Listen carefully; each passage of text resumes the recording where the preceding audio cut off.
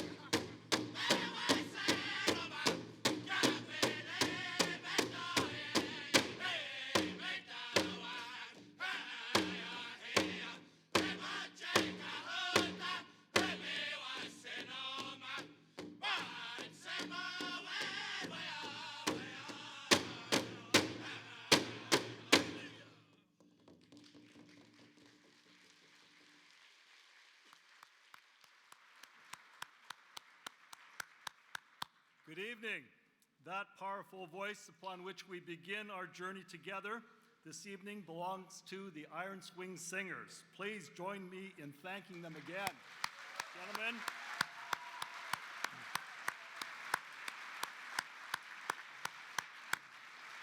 The Iron Swing Singers originated from the Sturgeon Lake First Nation and for some 30 years have traveled across the continent, bringing ceremony and a young, powerful heart of traditional sound wherever they go, and they carry their own chairs off the stage. So they've set the tone for our evening just wonderfully. You've enriched it, gentlemen. Thank you so much.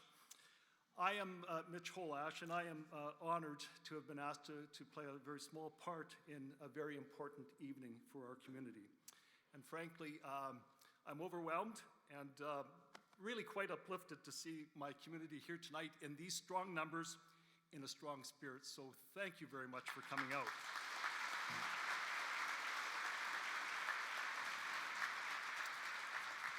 For the vision of tonight's evening, we have to thank the Prince Albert Police Service, the Prince Albert Grand Council, and of course our community's heartbeat and often our conscience, Mr. Malcolm Jenkins.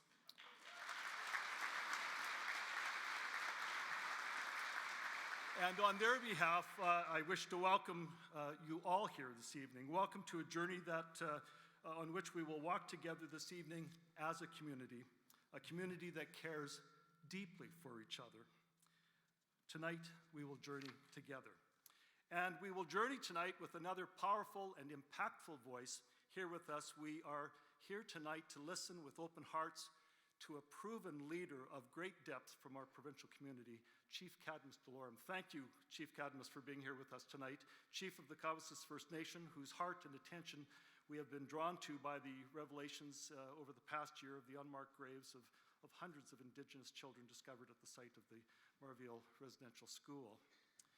And so in that memory, we have, as a community, some acknowledgements to make with forgiveness to those who speak the language. Tawao, Hayo, Anin, Tansi, Atlante. We begin by acknowledging tonight that we are together here on Treaty 6 territory on the traditional lands of the Cree, Dene, Saulteaux, Dakota, Lakota, Nakota, and Métis nations. And as we journey tonight, we pay our respect to the lives and legacies of the First Nations and the Métis peoples and their ancestors who first walked and who are the traditional stewards of this sacred place we all now call home. Here tonight, we are here to reaffirm as a community our relationship with one another. And it is in the spirit of that acknowledgement and with respect that I remind us all here tonight that it is on this land, on this ground, that we have as a community responded to and are called out to continue to respond to, in faith, the Truth and Reconciliation Commission's calls to action. It is from this land, I remind you, that we educate our community and public servants of the treaties and of Aboriginal rights that bind us and the history and legacy of the residential school policy pursuant to Call of Action number 57. It is from this land we identify and collect records that document the residential school history, Call to Action number 77. It is from this land we ensure Aboriginal peoples have equitable access to meaningful employment, training, and educational opportunities, Call to Action number 92. It is from this land we celebrate each year in Prince Albert a National Day for Truth and Reconciliation, Call to Action number 80. It is from this land we facilitate the celebration of Indigenous games and the inclusion of Aboriginal peoples into the experience of having excellence, of achieving excellence through competition, Call to Action number 88. And it is from this land we pursue justice through all other calls to action for which we still need to direct our community's attentions. It is on these lands, from our home, that we, as a community, remain committed to these calls of action. That is our acknowledgement tonight. And if you will indulge me a few more minutes, I'd like to share with you a few historical points to set the table, to set the context of why we gather tonight. This community we call home, Prince Albert, has been so named for just 156 years. The city of Prince Albert was established as a colonial community in 1866. That's 1 year before the Confederation of Canada was formed.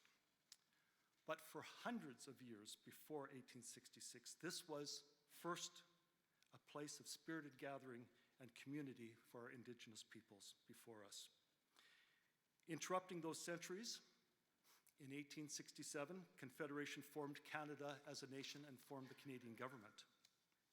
A few years later, in September of 1874, Treaty 4 was signed in southern Saskatchewan by officials of the new Canadian government, also called the Qu'Appelle Treaty, as its first signings were conducted at Fort Qu'Appelle, then part of the Northwest Territories before Saskatchewan became a province. Additional signings or adhesions to Treaty 4 continued for another 3 years until 1877. Still in those early years of the Canadian Confederation, the Canadian government signed Treaty 6, covering lands to the north, including the Prince Albert region. This treaty was negotiated again between the Government of Canada officials on behalf of Queen Victoria and with bands of the Cree and Stoney First Nations, signed at Fort Carleton and Duck Lake in August 1876, and the next month at Fort Pitt. There were, in years following, many subsequent adhesions to Treaty 6, signed with individual Indigenous bands well into the 20th century. Notwithstanding these treaties, and just as Prince Albert was becoming a city in the late 1800s, in conjunction with other federal assimilation policies, the Government of Canada began to establish residential schools across Canada as a system of education. Authorities would frequently take children to schools far from their home communities, part of a strategy to alienate them from their family and from their familiar surroundings, in order to better distance them from their traditional culture and languages, in order to better assimilate them. The Indian residential school system was based on the clearly stated goals of assimilating Indigenous peoples, particularly their children. This was deemed to be the most effective way to civilize the Indians. Duncan Campbell Scott was the Deputy Minister of Indian Affairs in Canada in 1920. And the record quotes him as saying, "I want to get rid of the Indian problem. I do not think, as a matter of fact, that the country ought to continuously protect a class of people who are able to stand alone. Our objective is to continue until there is not a single Indian in Canada that has not been absorbed into the body politic, and there is no Indian question and no Indian department." With these unfortunate objectives, the Indian residential schools operated in Canada for 120 years, from the 1870s until the 1990s. The last Indian residential school closed in 1996.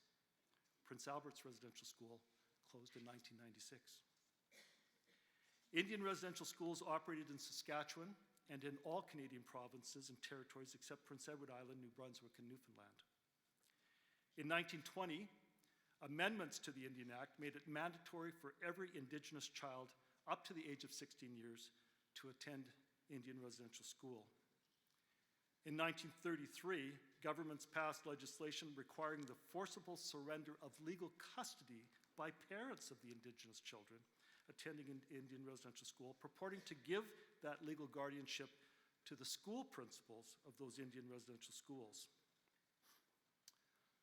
Over 120 years, children from the young age of 4 years old to 16 years of age were taken from their Indigenous families to attend Indian residential schools.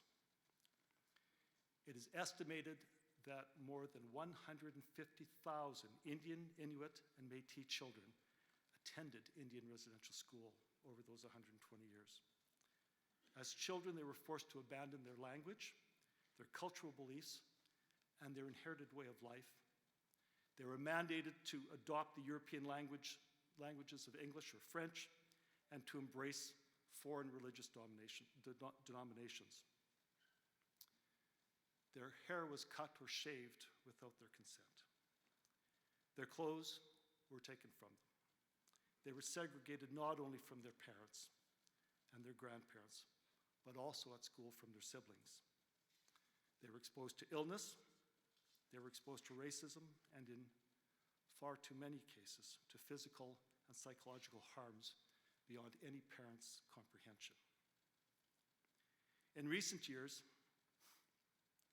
Canadians celebrated the 150th anniversary of Canada's creation by Confederation. For more than a century of our nation's history, the residential schools operated for these purposes, to these ends. Our gathering this evening in this memory does not come soon enough. It comes 120 years later than it should have. But here we are. Here we are tonight. For the future of our community, we thank you for coming to join our journey. All of you, we thank Chief Cadmus Delorme for leading us on the journey tonight. Thank you for being here this evening.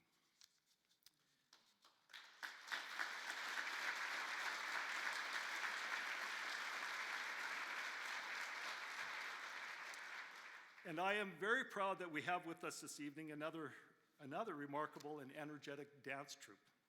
The Prince Albert Barvinook Ukrainian Dance Club has been part of the cultural fabric of our community for nearly 50 years.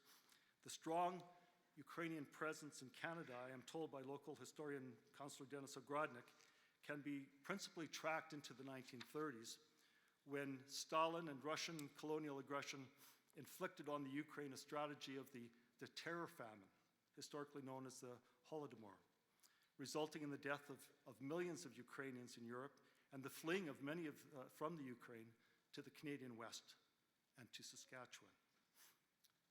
Today, Russian aggression is again bringing new Ukrainian families into our community. There are many documented stories, both now and historically back to the 1930s, of generous assistance afforded by the people of our First Nations, who have offered assistance and care to Ukrainian immigrants arriving unfamiliar with and struggling to manage their new lives in Saskatchewan. And it is in tribute to and in sincere appreciation for this generosity and this grace afforded to the Ukrainian people that the Barvinook Dance Club has asked to perform tonight in remembrance of the Indigenous families who have suffered and who continue to suffer the legacy of the residential school experience. Ladies and gentlemen, in that spirit, please join me in welcoming the Prince Albert Barvinook Ukrainian dancers.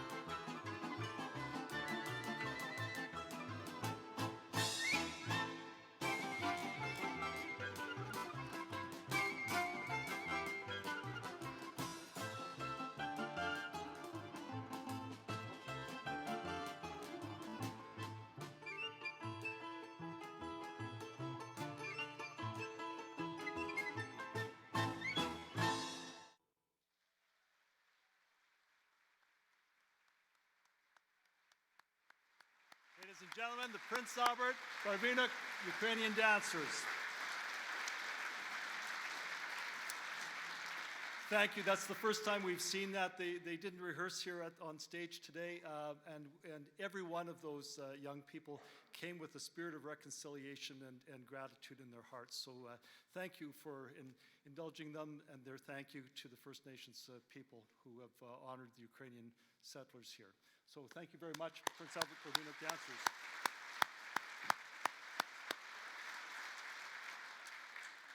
You know, thinking of the Winnipeg Blue Bombers and the Calgary Stampeders, here in Saskatchewan, sometimes it seems that not too much good comes our way from Manitoba or Alberta. But last September, that changed.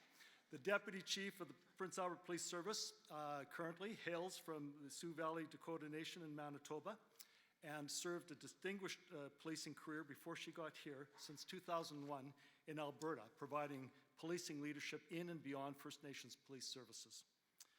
For just more than a year now, Farika Prince has embraced our community and has served compassionately and effectively as the Deputy Chief of our Prince Albert Police Service. She is my friend, and I am pleased to welcome her to introduce her longtime friend, Chief Cadmus Delorme. Ladies and gentlemen, our Deputy Police Chief, Farika Prince.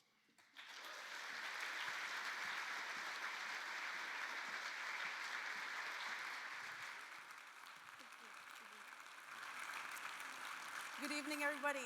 Aha, apeti washte. Ichaha herishkawa kawi yamakiapi. Chante mawashte. I'm Holy Spotted Elk Woman, or Farika is just fine too. I've been making my home here in Treaty 6 territory for just over a year, and I just want to say thank you to the community for, giving me such a warm welcome. Before I introduce Cadmus, I just want to touch on why we're here and maybe how we got here. So this night is a result of a conversation between myself and community builder, community conscience, Malcolm Jenkins. He was emotional when he contacted me, and he had just finished watching the 60 Minutes program on TV, and he was blown away about all the information that he had learned in that short program. And his question was, what can we do? What can we do here in Prince Albert? What can we do to advance truth and reconciliation? And so this is a result of many parts of the community coming together. We got Prince Albert Grand Council, Prince Albert Police Service, and Malcolm Jenkins, who worked initially, right? And then along the way, so many different parts of the community joined in on the efforts. So I just wanted to share that. So why me and why Cadmus? Okay, so I've met Cadmus in 2009, before him and his wife were married. They were both university students in Regina. I was working there instructing at the National Training Academy during that time. And over the years, we have grown very close, but grown together in our journey to adulthood. We've taken family trips together. We have most recently run an obstacle race in the jungle. And he's a progressive serving chief of Cowessess First Nation. And so what his community is doing right now is really setting the path on a national, international level. And teaching us Canadians what truth and reconciliation looks like and how we can accomplish it. I have learned and continue to learn a lot from Cadmus in his leadership, his communication style. And I think our community and our nation is lucky to have Cadmus and his leadership. And I think I'm lucky also that Cadmus remains in my life, because the very first time I met Cadmus was at a mutual friend's wedding. And he was standing outside my vehicle chit-chatting. And as I pulled away, we heard crunch, crunch, crunch. And it was, oh no, my Oakleys. and to this day, we joke about how those Oakleys were supposed to go to his grandkids and his grandkids. And so I swear the only reason we've stayed friends for so long is because he's waiting for me to pay him back. But he should just be thankful that he wasn't wearing those glasses when I ran over them. So please, Prince Albert, join me in welcoming Chief Cadmus Delorme to our community.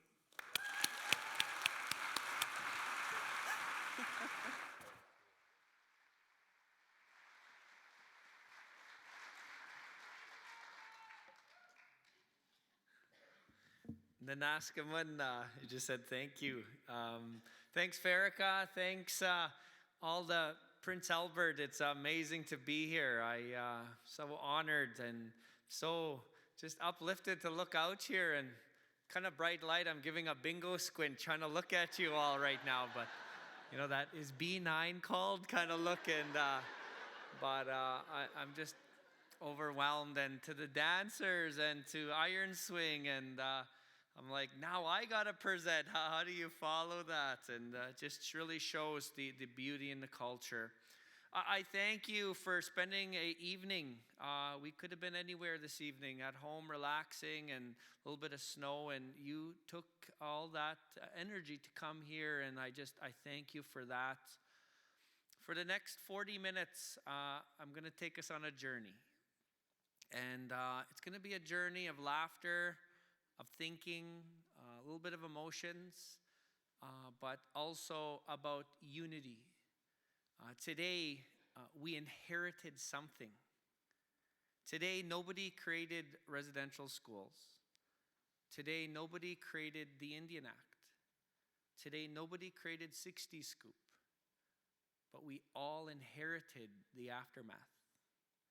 Today, we have something called the Truth and Reconciliation, calls to action. In order to even get to reconciliation, we must first check ourselves at the door on, do we know the truth? Once we accept and understand the truth, reconciliation will come with so much more motivation and energy and why. The second part is reconciliation can only happen with an uncomfortable conversation. The end goal of reconciliation is Indigenous people want parity while not having to fight to keep our Indigenous worldview. And that's the simplicity of it. We have to agree on the end goal. We're going to disagree on how to get there. That's human nature. That's not just an Indigenous or reconciliation. That's human nature. We always disagree on how to get there. But we have to agree on the end goal. And so this evening, I'm going to take us on this journey. Please just make sure when I'm speaking tonight, I'm going to get very direct. I'm going to paint pictures with words. I have some slides. Look to your neighbor on the left and the right. Because some of these conversations, everybody is on a different healing journey right now. And we must acknowledge that. And if somebody is triggered, let's take that moment to show that good allyship and good reconciliation, that we acknowledge that. That's really important. And so here we go. Thanks for the introduction. I'm 40 years old. I look young. That's that Cowessess Reserve water I get to shower in every day. I know I have a few cousins out there, so. I grew up on Cowessess First Nation.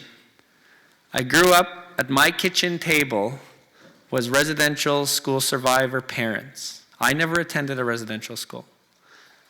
At my kitchen table, the humor was there, the love was there, but the history or the talk of residential school never happened.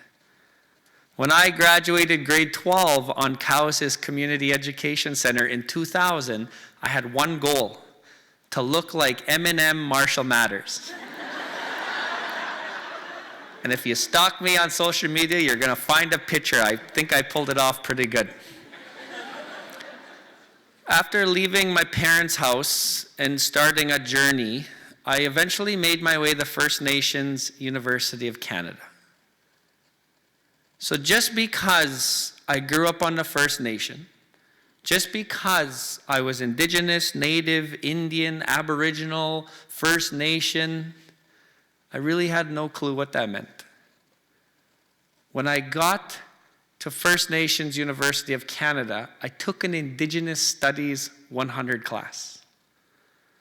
And the second class that I was taking in this course, the teachers started to talk about residential schools. And just because I grew up on my reserve, just because my parents were residential school survivors, just because I was Indigenous, I had no clue. My First Nation had a residential school till 1996. Nobody talked about it.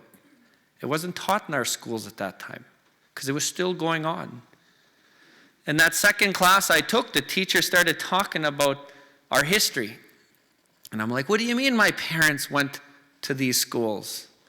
What do you mean my family went? If I was there, I start to act tough. And I'm like, Cadmus, check yourself at the door. I got home that weekend. And I went home to Cowessess and I asked my mom, Mom, what happened in Birtle? Dad, what happened in Merville? Oh, my boy, that would never benefit you in your journey, so we never ever told you nothing. But what happened? And the more I started to take Indigenous Studies class, the more I started to get angry and frustrated. And I started to like something was awakening in me that I was like, wasn't me. And finally one day when I was sitting with my mom explained to me why she didn't tell me. Why she felt it was protecting me from not telling me. At that moment, I made a truce with my mom. And my dad was sitting in the living room watching WWE on TV as he usually did on a Monday night. And my mom and I made a truce as my dad was watching wrestling that night. And I said, listen, you raised me to see this world differently. Thank you, I told him. But from this day forward, I'm going to commit myself to showing what an Indigenous person could be. And I made a commitment that day, and this was way before Truth and Reconciliation Calls to Action came out. So I started to be amazed with our history. I was addicted to our history. And I built it one day at a time.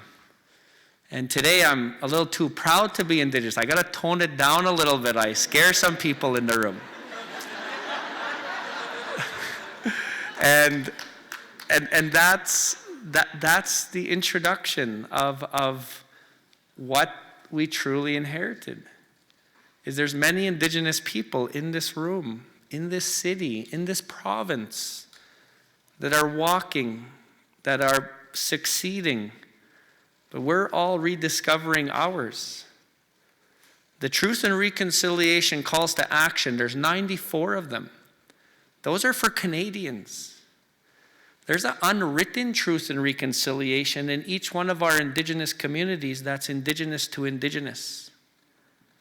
We have our own that we are starting to figure out. And that's the journey of what we all inherited today. When I attended the First Nations University of Canada, there was an elders' lounge. Indigenous worldview, our senior citizens, our elders, our Kateak, we put them at a very respectable level, a VIP level if we want to talk about Western worldview, because they have experienced and seen 3, 4, 5 generations. They got their master's and PhD in life, and we go to them for guidance. At First Nations University of Canada, there was an elder named Velma. She was sitting in there, and I went in there to sit with her, and she said, Cadmus, you got to show people your heart before you ask for their hand. Thank you, Velma. I had no clue what you just told me, and I walked out. Today, I know exactly what Velma meant. If you're going to ask people to listen to you, if you're going to give direction, show them your heart first before you ask for their hand. That's an Indigenous worldview. It's everything to Indigenous people is about relationship. And so I want to show you my heart before I ask you to listen to me. I'll tell you a story about myself to show you my heart. When I was in grade 3, there was track and field. I was in elementary. My mom was a teacher's aide at the time. She later, at the age of 42, went back to university to show our home fire that we can achieve post-secondary. But at the time, when I was in grade 3, she was a teacher's aide. She took the morning off to watch her number 1 athlete. By 11 a.m., her number 1 athlete had 4 purple participation ribbons hanging on me. Her number 1 athlete was pouting. In Cree, we say, mit the way. This little girl come running by my mom and I. She had 3 red glistening ones on her. My mom stopped her and said, how much for one of your red ones? This little girl looks at my mom, $5. So my mom pulled out 5, gave it to her, pinned it on me. I was the proudest athlete at that track and field. I tell you that, my mom tells it so much more funnier than I do. I showed you my heart. Now I am truly going to ask for your hand. Let's go on a journey, and let's open our minds and open our hearts. I am going to start off with truth. Let's test truth right now. Because to get to reconciliation, we first need to understand and accept truth. Here is a statue of John A. Macdonald, the first prime minister in this country. There is a debate going on in municipalities, at universities across this country about the removal of statues. I'm not here to debate with you. I'm here to educate you. We must understand, are we asking the right questions when the news like this happens? I'm going to read you a quote that John A. Macdonald said in the House of Commons in 1879. When the school is on the reserve, the child lives with its parents who are savages. And though he may learn to read and write, his habits and training mode of thought are Indian. He is simply a savage who can read and write. It has been strongly impressed upon myself as head of the department that Indian children should be withdrawn as much as possible from the parental influence, and the only way to do that would be to put them in central training industrial schools where they'll acquire the habits and modes and thought of white men, unquote. When we see things like this in our country, let's just accept that it's triggering to some. We are proud Canadians. I am not debating that. But our country is healing right now. And that is really important to truth. Right now on the East Coast, there is a fishing dispute. There is a fishing dispute. It was on the news. It's still going on today, but the news doesn't pick it up as much. The Mi'kmaq are fishing out of season. It should be fair. Everybody should fish and not fish at the same time. It's legislation. This isn't about fairness. This is about respecting a treaty with rights holders. From 1740, I get it, 52, I'm testing my own history right now. We have to understand in this country that Indigenous people are rights holders. Not shareholders, not stakeholders, rights holders. And when we accept that, our social and economic impact will many times in a positive way. That is really important in what truth is. In the West Coast, there's a Wet'suwet'en hereditary chiefs and a coastal gasoline pipeline. Some people may watch this and they're going to sit there and say, the Indigenous people are just getting in the way of the most important economics of this country. No Indigenous person wants to stop the economics in this country. We got to understand that there's Aboriginal title. Where we are today is Treaty 6. Yes, we got to work on our treaty to better understand it, but we have a treaty. It's blessed from the pipe, from the ceremonies, and today we all benefit from it. In BC, they don't have treaties yet. This is about title. The Crown's representatives in the province and the country are sitting down with the rights holders to figure it out. If anybody wants to question the rights holder approach, the Supreme Court of Canada has rendered over 270 decisions validating Indigenous people are rights holders in this country. In our own province, there's camps that get put up in front of our legislative building in Regina. Some people might be in Wascana Park and say, get those teepees out of here. I don't feel safe with my kids here. I can't walk my dog.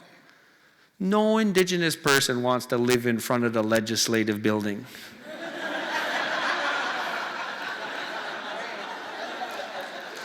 Sometimes when we realize that Western worldview is so strong, where do we welcome in that Indigenous worldview and our end goal of parity?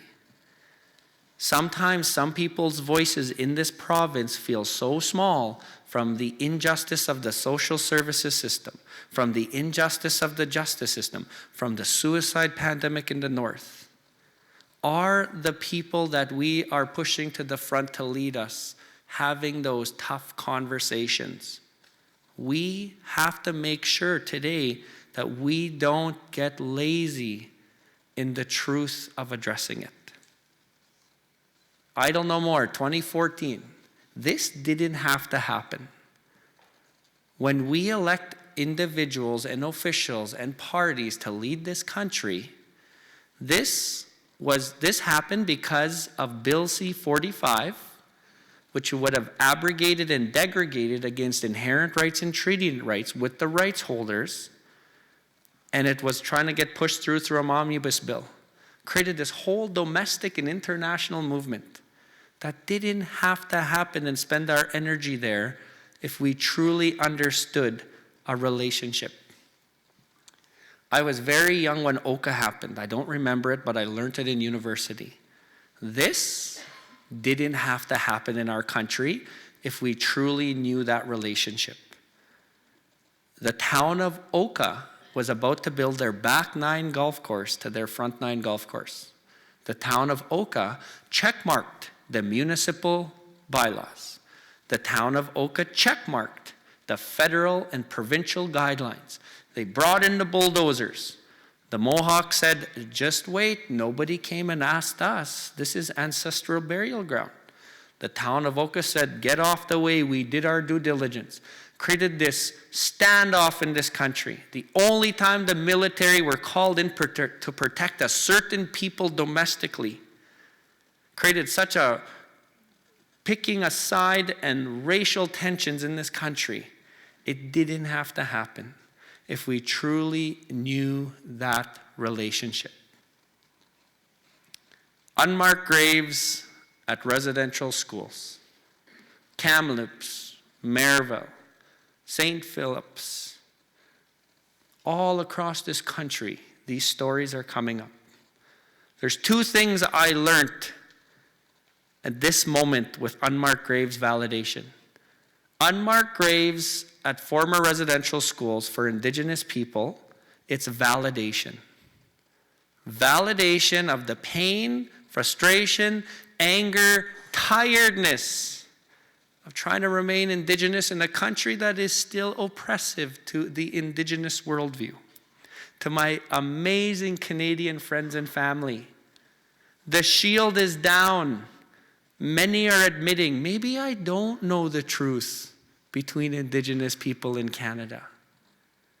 This is a moment in our history where every one of us, Indigenous and not, must all reset our compass together on a new movement moving forward. We are truly at a moment right now. There are 130 residential schools that were once funded by government in this country. We've identified 30 unmarked graves. We're on this journey for years to come. Let's not become numb at the 60th and 70th.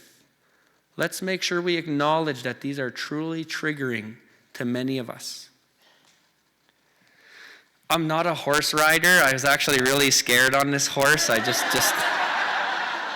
They're like, Chief, you want to come to the parade on a horse and look stoic?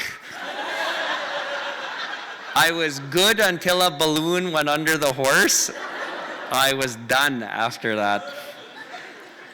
Here's the two things on truth I want to drive to you. Our education system is our driver of hope. Right now, our education system is preparing our young ones to lead us one day. That's the driver of hope in this country. Our education system put us in this moment, in this room. This is what our education system did. The baby boomer generation in this country, many are exiting the workforce. Many are relying on us to look after them, and we're going to do our best. What did our education system teach baby boomers about the truth with Indigenous people? The reality is the education system taught nothing. It was actually the opposite in some religious schools, where they were taught that the residential school was saving the Indian. The only thing the baby boomers learned was through Hollywood movies. Paint on the face, buckskin wearing, war calls, living in teepees. The game Cowboys and Indians. I tell you, if we play that game right now with me, the Indians usually win. I'm just letting you know. That is what our baby boomers learned. Generation X, the biggest decision-making generation in the city, province, and country right now. What did Generation X learn in school about the truth? The reality is that Generation X learned the mentality that the white paper of 1969, get rid of the Indian problem, was the best solution. Indians, get over it. Move off the reserve. Quit trying to be special in this country. Just be Canadian. If anybody thinks that's the solution, you're wasting your energy. Generation Y. I'm a Generation Y. What did we learn from our education system? Well, we learned treaties happened, but you surrendered the land. Indian residential schools and Indian Act, that was a part of the agreement.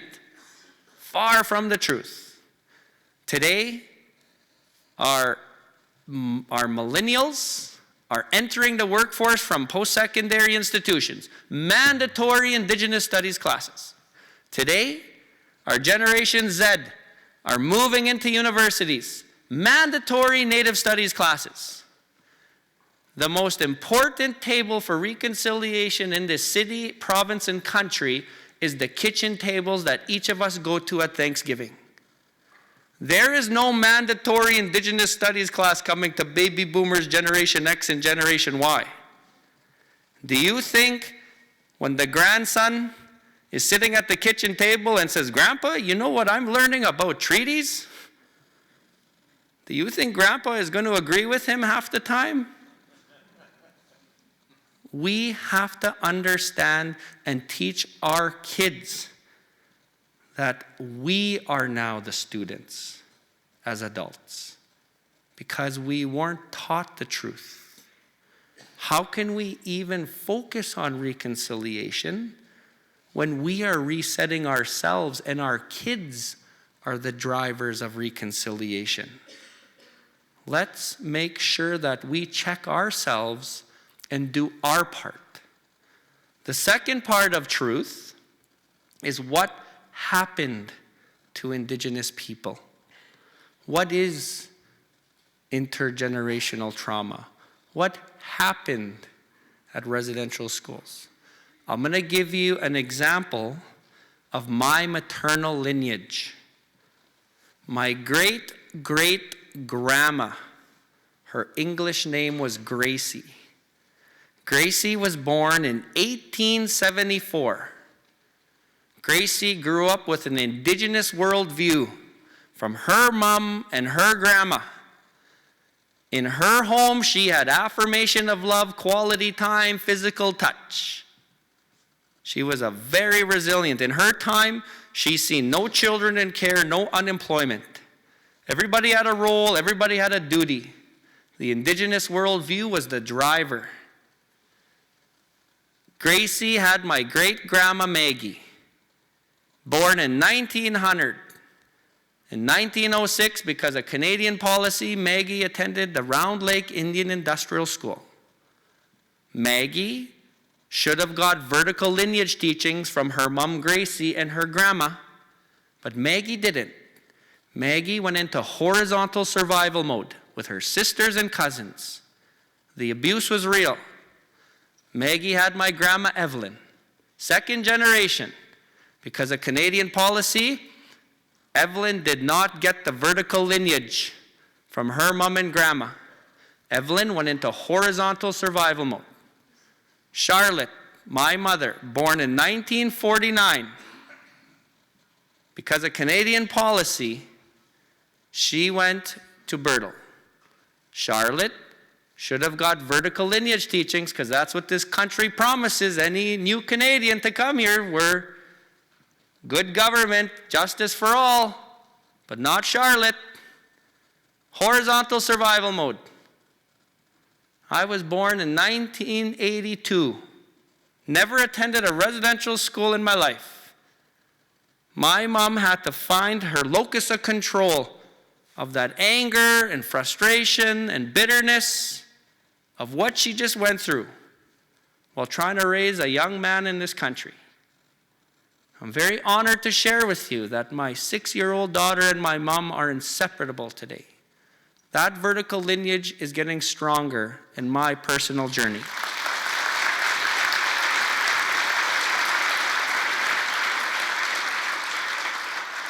In this city, in this province, in this country, Indigenous people, every one of us, have a lineage to what I just explained.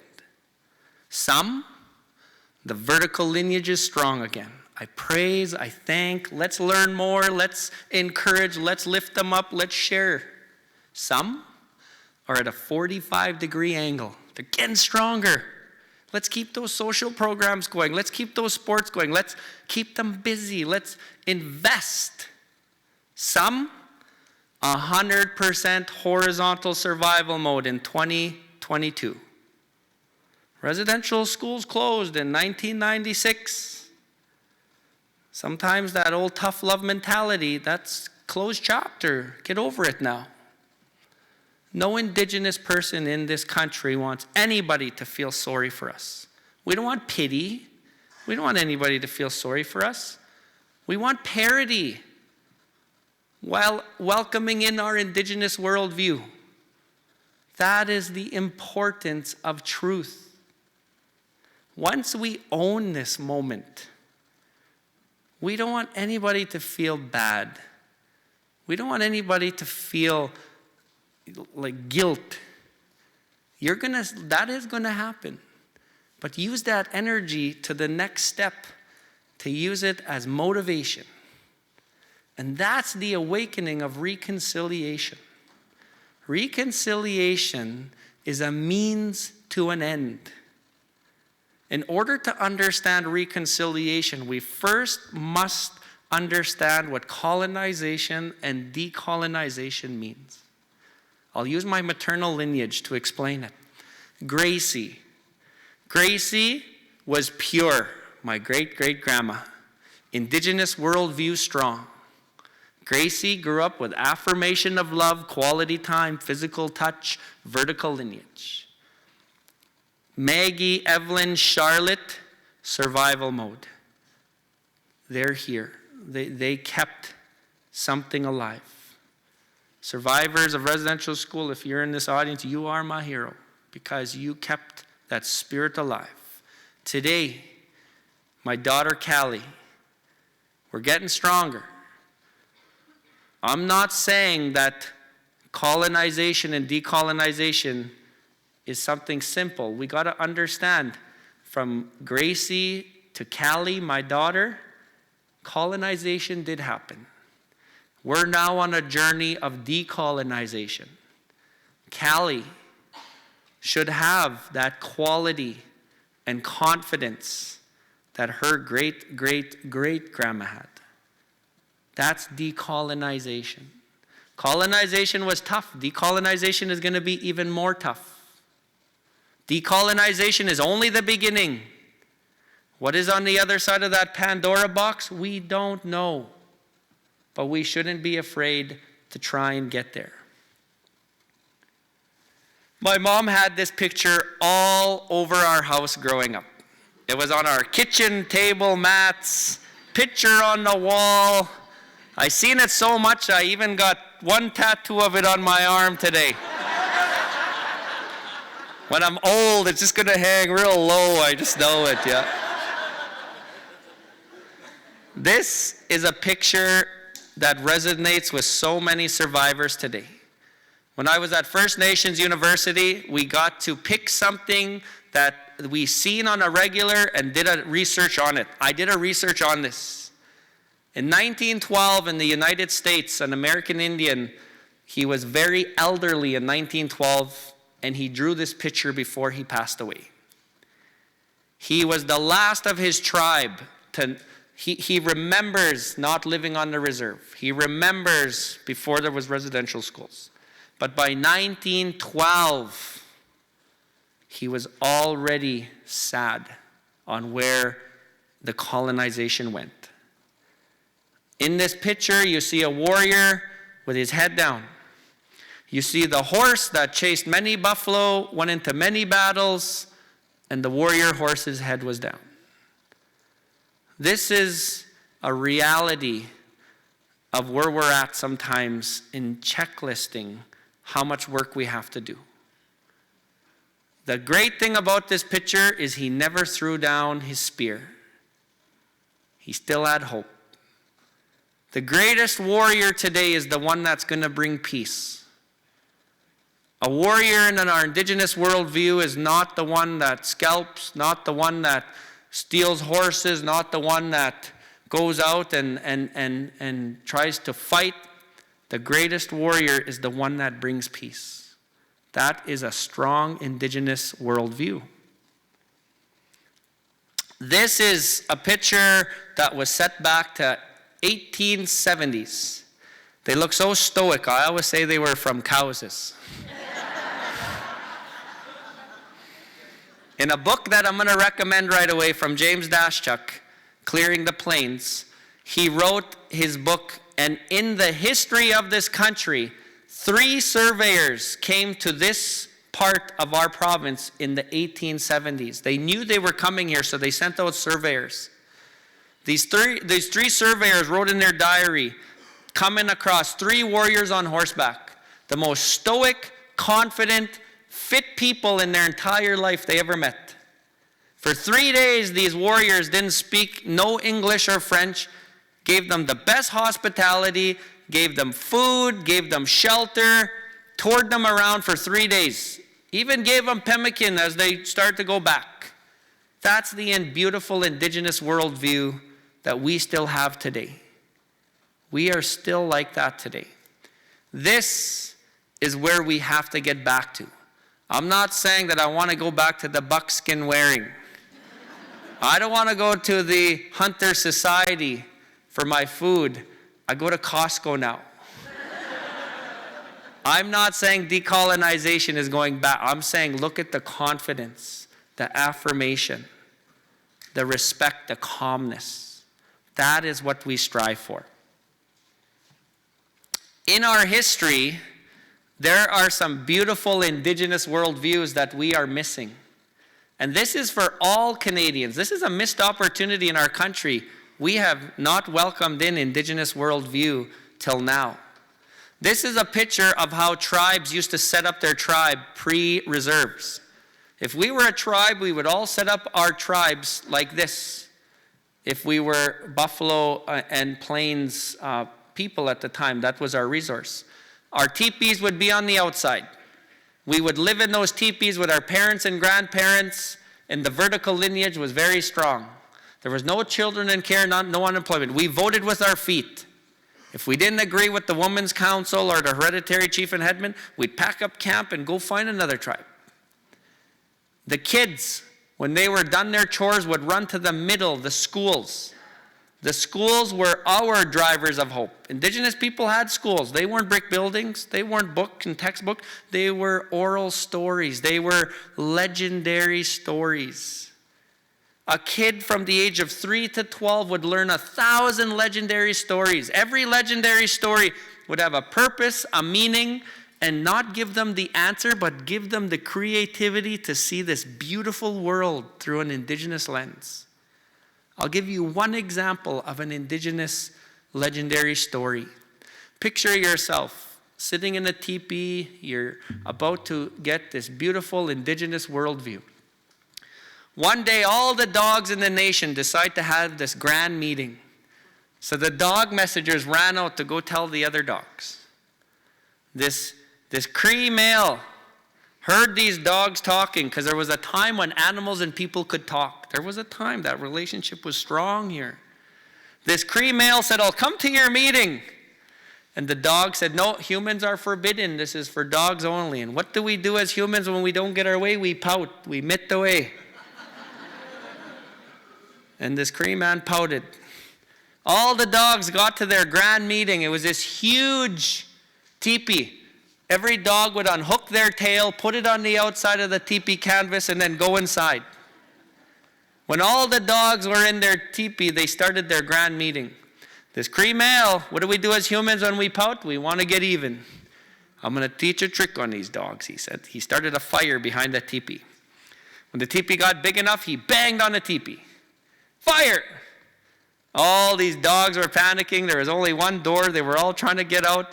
A dog got out. There was so many tails on the teepee. A dog couldn't find its own tail, so it grabbed any tail it could, hooked it on, and took off running. That's why today when two dogs meet each other, they sniff each other's tail, because they're still looking for their original tail.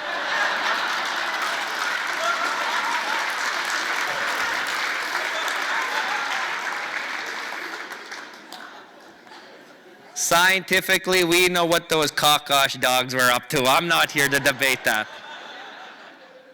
But get this. You are at a park. Your son, your grandson, your nephew are beside you. They pull on your arm.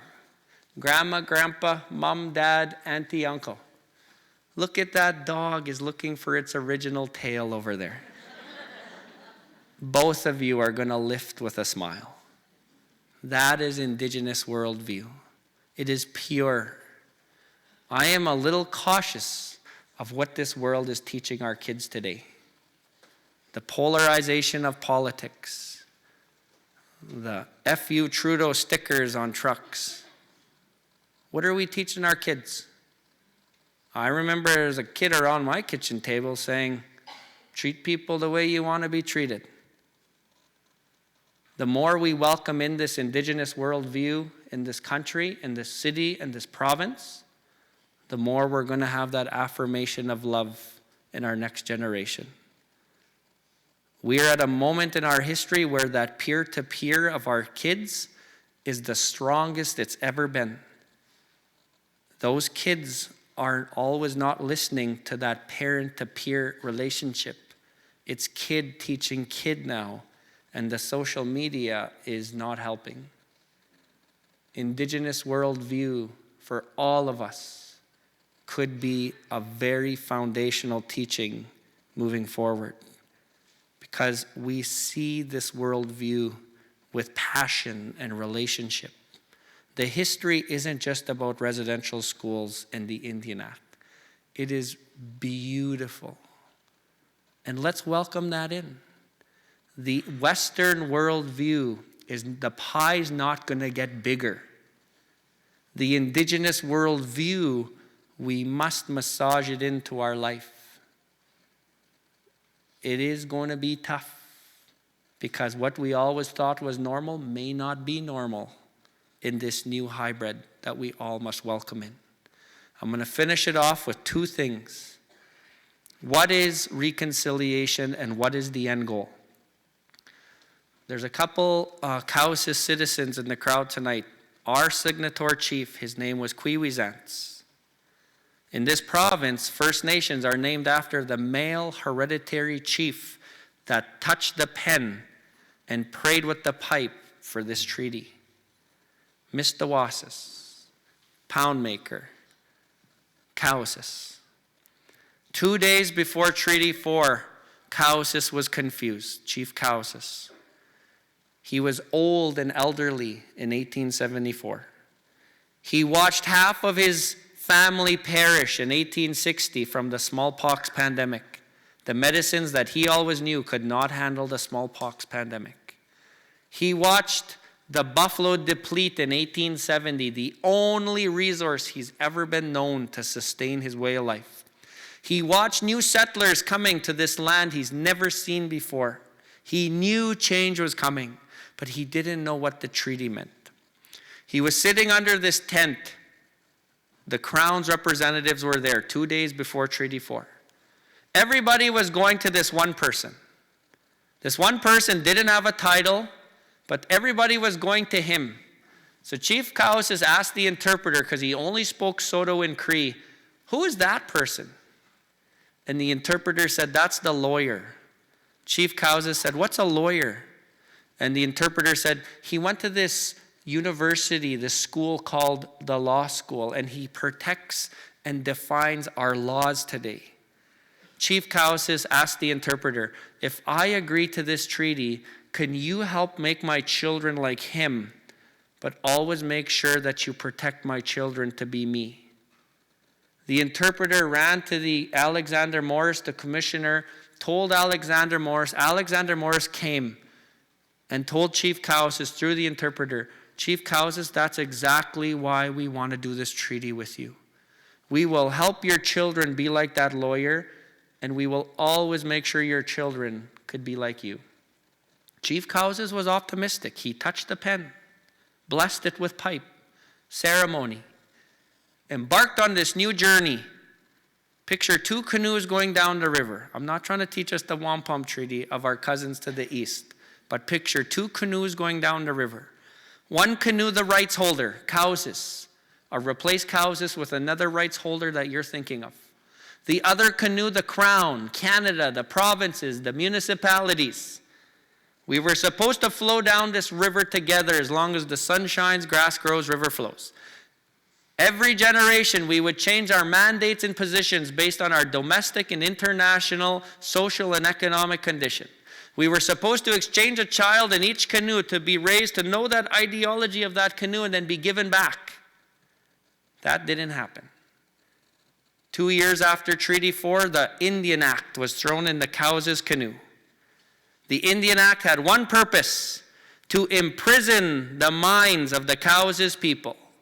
That the Women's Council that we always relied on to make that final decision was no more.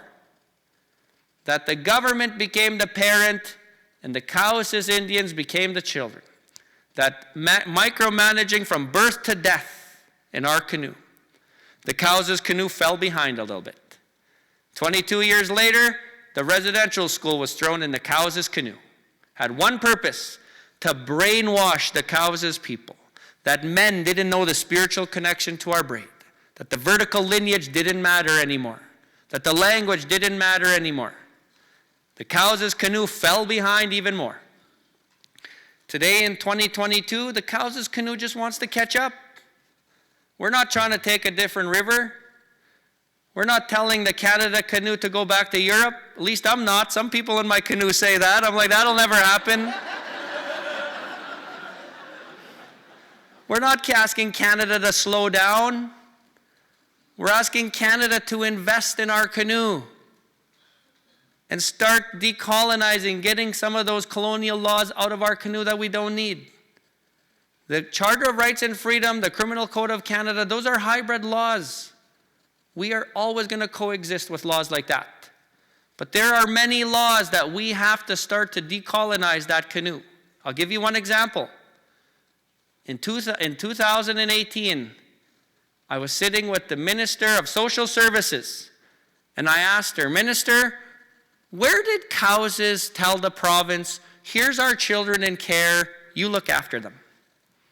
The minister looked at me, "I don't know, Chief." I was like, we never gave up our rights to our children in care, so why do you have a minister? "I don't know, Chief." Well, minister, let me tell you why, I told her. In 1492, this flag was dropped in the New Americas. Christopher Columbus, later Cartier down the Hudson, underlying title was taken because of this game called Doctrine of Discovery. Because ancestors of Cowessess were terra nullius. Because we didn't pray the way Europe did. We didn't have gardens the way Europe did. We didn't have fences around our houses the way Europe did. We were uncivilized and you could conquer us. That was a doctrine of discovery. In 1823, in the United States, there's this court case called the Marshall Trilogy, where the Cherokee took the United States to the United States court because the United States was trying to tell the Cherokee what to do. The Marshall Trilogy said the following: yes, Cherokee, you're sovereign, but because of doctrine of discovery, you're domestically sovereign under the United States of America. In 1888, in this country, the St. Catharines milling case, the Ojibways took the Dominion of Canada to court because Canada was telling the Ojibways how to run their logging affairs. The St. Catharines milling case said the following: we grandfather the Marshall Trilogy into Canada. Ojibways, you're sovereign, but domestically sovereign under Canada. In 1876, the Indian Act was put in the Cowessess canoe. No one ever came to Cowessess and said, what do you think of the Indian Act? No. Canada just took that domestic sovereignty mindset and implemented it. In 1951, the province of Saskatchewan took Section 88 of the Indian Act and said, we have jurisdiction over Cowessess children in care. No one in 1951 ever came to Cowessess and said, what do you think if we take jurisdiction over your children? No. In 2021, in the Cowessess canoe, we ratified our law called the Mio Pima Tisuin Act. And we told the provinces and Canada, we never gave you jurisdiction to our children in care. Awas, get out of our canoe.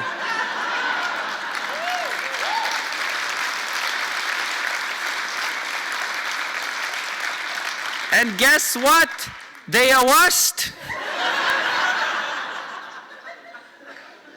The Cowessess canoe is getting stronger. In our first 22 months of jurisdiction, we have no children in care on our reserve lands. We knew what the families needed. We immediately invested in that vertical lineage and told the families, no one's coming to help us. We got to figure this out. We have mothers going back to university. The kids are watching mom do her homework. We're giving grandparents respite because grandparents were afraid to ask it from the ministry before. The Cowessess canoe is getting stronger. We can do this together.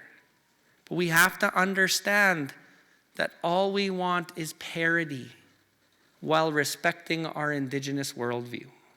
I'm going to end it with this. What is the end goal? My little girl, my wife and I raised a little girl named Callie. Last year, Callie and I were playing outside on Cowessess, and this plane was in the sky. And my dad said, Dad, what? My girl said, Dad, what's that? That's a plane, my girl. What's a plane? Of course, when you explain it to a 5-year-old, she's going to ask why 5 or 6 times. Honey, it's like a bus, but there's a pilot and someone's handing out peanuts down the aisle. Dad, can I be a pilot? Oh, my girl, you want to be a pilot? Your mom and dad will make sure you're a pilot one day. The toughest person to be in this country today is an Indigenous female. My wife and I accept the challenge that we have to try twice as hard to reap half the benefits of others raising a 6-year-old in this country that's not Indigenous. I hope that when my girl one day maybe has a daughter, that she doesn't have to try twice as hard. That is the importance of reconciliation. Let's not do it for September 30th or June 21st, or because we have a few Indigenous people in our social group, at our workplace. Let's do it for the fact that we truly can be dreamers on this land, but we inherited something. I'm going to finish off with a few pictures and I'm done. Here's a picture of my mom, my dad, my wife, and I. Very proud of my parents. They did everything they could to keep me an optimistic, forward-thinking person. My dad passed away in 2017. He got to see me be a chief, got to see me get my master's, and very, very proud of everything he did. I wish I had more time to share with you. I'd tell you a golfing story or two, but I'm going to wrap up. My mom is still with us today. Tonight when I drive home, she's going to call me because roads are icy, and I'm going to tell her, Mom, yeah, there's a big room full of Prince Albert people. She's like, what did they want to hear from you? She's going to ask me. My wife and I are enjoying our journey. We raise 4 little human beings and absolutely love our journey. Here's a picture of my mom. My wife and I raise our kids with no sugar. But at Grandma's house, it's different. You see a Pepsi on the table there. Here's an emotional, triggering story I just got to share with you. My mom apologizes to my brothers and sisters and I because sometimes she feels like she wasn't a great mom to us. Today, my mom gets to do it with her grandkids now. Let's understand, when there are kids of Indigenous descent, that there is a grandma somewhere in that line that will be smiling like this with the over and above work that each of us are going to do. Let's remember that. Here's a couple recommended books. Clearing the Plains, James Daschuk, really heavy book, but it's really good to understand what we inherited. No Surrender, Sheldon Kurowski. We acknowledge our land we're on, but follow it up with something you're doing in reconciliation. If you can't think of something, go back to the strategy table, reread the TRC, and make sure you follow it up with something you're doing. I love land acknowledgements, but that's how we keep each other motivated. Indigenomics, Caroline Hilton, amazing book to really understand how economics, and I'm not just talking business, I'm talking empowering those glass ceilings in our work areas where Indigenous people can't get above. She really identifies that we must remove those glass ceilings. Here's my absolute last picture and I'm done. Last summer, Cowessess signed the first in this country's history coordination agreement. Prime Minister Trudeau, Premier Moe, and myself were all at the Cowessess Arbor with many families of Cowessess and friends of Cowessess. I spoke first, Justin spoke second, Scott spoke third. I don't want to sound high on my horse, but I gave a pretty good speech. I just want to say that. When I was done my speech, I walked off. Justin stood up, put out his hand. So what did I do? I put out my hand. First thing he does is he pulls me in really close. My first reaction, I don't know why, but I put my hand behind him. I don't know why, but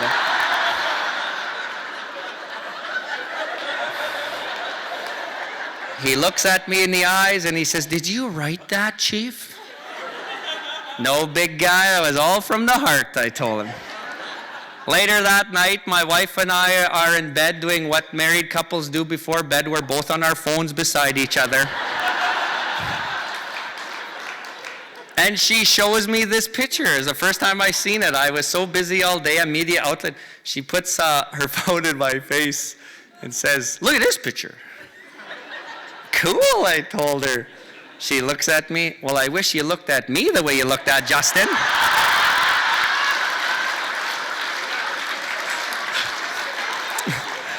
And I told her, "Honey, if someone just invested millions in your canoe, you'd be looking at them like this."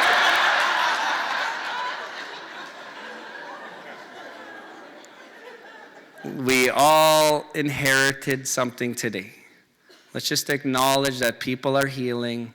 Let's not feel guilty. We didn't create this today. We inherited it. Let's do something about it. Nanaskaman, thank you very much.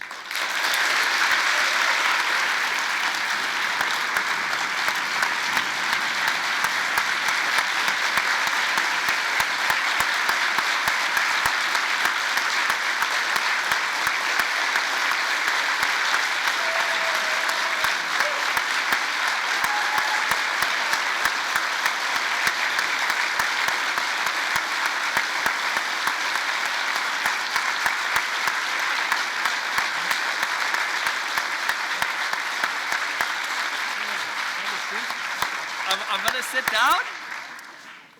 We have some thank yous. Chief Cadmus Delorme, a warrior of peace, wisdom, truth. My goodness, what a gift to Prince Albert. Thank you for being here. I'm going to introduce an individual tonight that will formally thank you. The Prince Albert Police Service inspired this evening with Malcolm Jenkins, and I want to introduce the one person who was a little bit alarmed when Deputy Chief Farrica introduced you, Chief Cadmus. His question was, when backstage, was when he heard that she drove over your Oakley sunglasses, he wondered whether you were wearing them at the time. And thankfully, you were not. But we are blessed in this community to have great leadership in our Prince Albert Police Service. They do a tremendously difficult job. Chief Bergen and Deputy Chief Farrica, they do it with intelligence and focus and commitment and a great deal of compassion. And it's my pleasure to welcome Chief Jonathan Bergen to the stage to formally thank you, Chief Cadmus.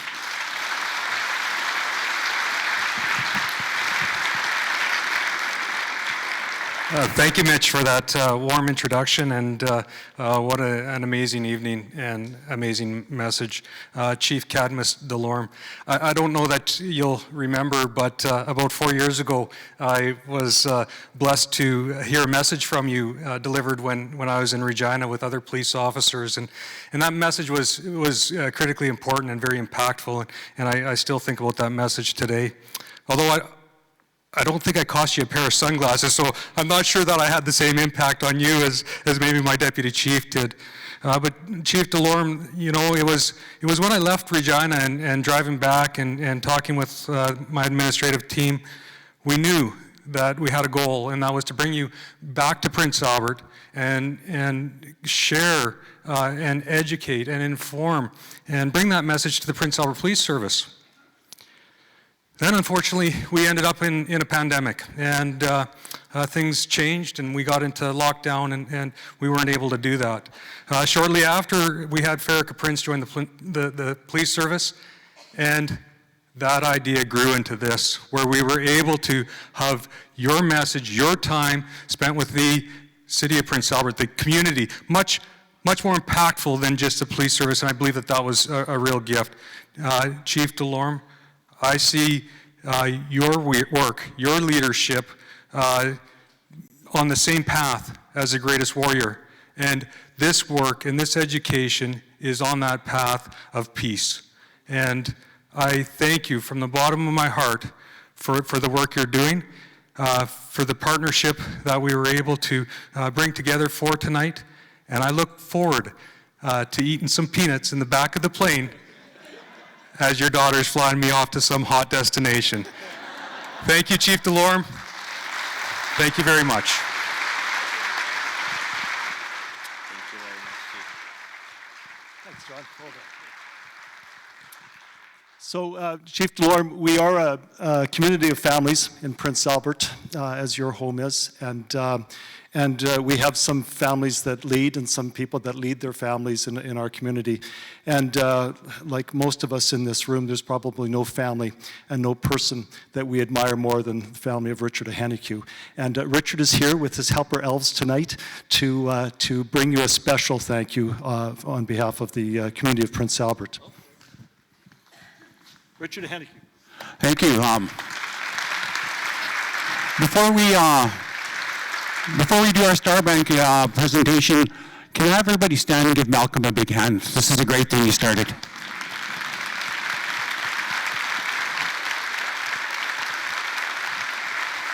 Thank you, Malcolm. We're going to do a Star Blanket presentation, and I thank Malcolm for allowing me to be part of tonight. It's such a great night. I've known this young man for quite a while. He used to work for our company, and that I remember him in university. I wasn't going there. I was going there just driving by and hanging out there at the club, the whole lazy owl. But, you know, he has such great words and such great strength that carries so many people in our nations across this country. It's funny because last time I saw him was this summer in PEI. I'm walking along, going through the markets, and all of a sudden I run into this guy. Holy smokes, that looks like Cadmus. And all of a sudden I seen this lady there. That looks like his wife.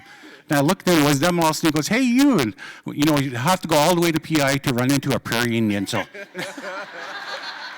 That was the first Indian I saw there, actually.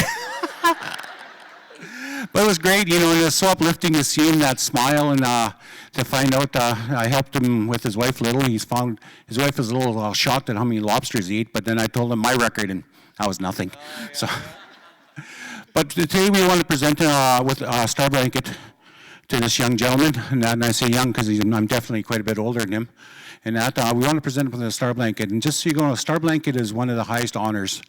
It provides warmth and shelter to the families. The ladies presenting it are presenting it because us men are not worthy. For those that don't know true First Nations cultures, men are always striving to be as worthy as women because women have that connection to the Creator that we don't have. That's why we have to work so much harder and try to live a better life as best as we can. I know this has been twisted around over the years and that, and you know, and it's never been true. This is the truth. This is what women, this is the role that they hold in our families, in our communities, and that their strength has been what's kept us going.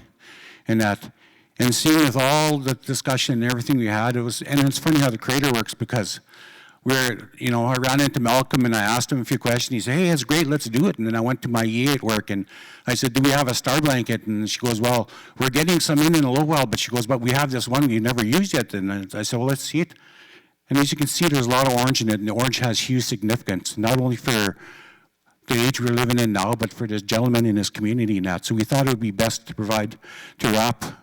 wrap him in a star blanket with a lot of orange in it, you know, for the work that he's doing, you know, out there talking to people, bringing people together, because his words aren't harsh. His words aren't inflammatory. His words are those of bringing people together and that, and it's so good. I know with my heart, it's really great to hear it. And that my mom all of a sudden found out where I was going and had to come, so I had to go pick her up on the icy streets. And she's sitting next to the mayor, and I think the mayor's donating to a fundraiser she's holding soon. So it takes a little pressure off of me. But I'd like to ask our elder and Ferrica to come and wrap this gentleman here. And like I said, the blanket brings not only comfort and shelter, but it's also wrapped in the prayers of the community. This is our way in Prince Albert and the surrounding communities to say thank you for coming and sharing with us. You don't know the impact you've had on people. There's people here that never would have heard this any other way, Nat. So thank you again, Malcolm. Thank you, Chief. Ladies, thank you very much for coming out, Liz and Ferrica and that. And that's all I got to say. Thank you very much. I appreciate it, and I appreciate all of you.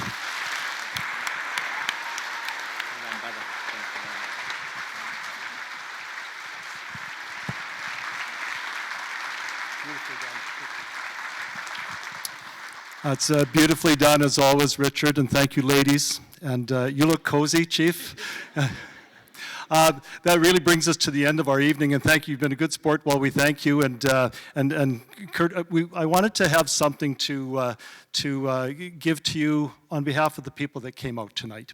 And bless my bride, Sheila. She ran out and she knew to wrap it in orange. And it's nowhere near as sacred or meaningful as the star blanket gift that you've received. It's more of a practical gift. It's something that we hope that you will be able to pass down through the generations to your children and grandchildren as well. So I would hope that you can open it in front of us here. You might have to. She's a good rapper too, my bride. Yeah. It's a pair of Oakley sunglasses, actually. So we're hoping you'll let our deputy chief off the hook now.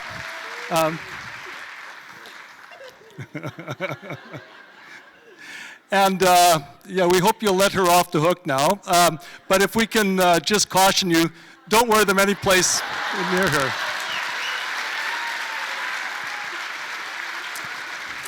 Thank you, everyone, for coming out tonight. This has been a very important evening for us, Chief Cadmus, for our community.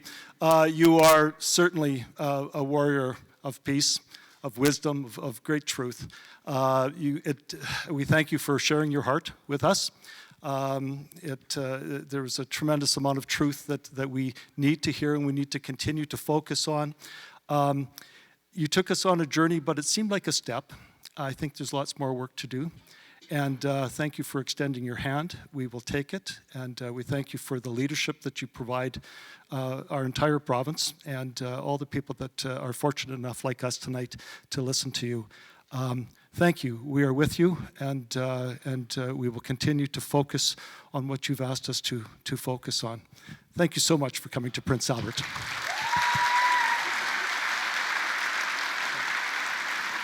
Chief Cadmus Delorme, everyone.